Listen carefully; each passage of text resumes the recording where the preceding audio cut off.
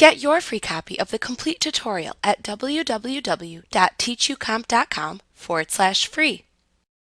Now that you have learned how to create tables, you need to learn how to select the individual elements of a table.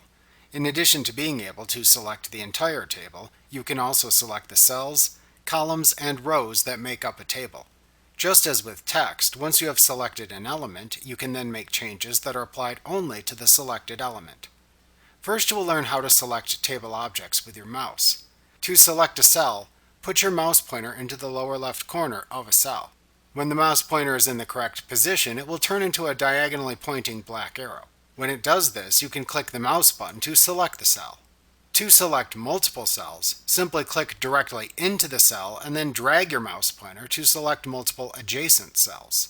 You can then release the mouse button after you have selected the desired cells. You can select rows by placing the mouse pointer just outside of the left edge of the row you want to select until it turns into a small black right-pointing arrow, and then clicking the mouse button.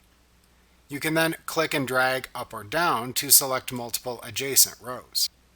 Selecting a column is the same, except that you place the mouse pointer above the top of the column until it turns into a small black downward-pointing arrow. You can then click to select the column. You can click and drag left or right to select multiple adjacent columns.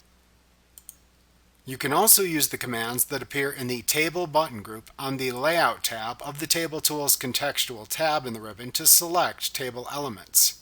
To select a table element using this method, first click into the cell, row, column, or table you want to select.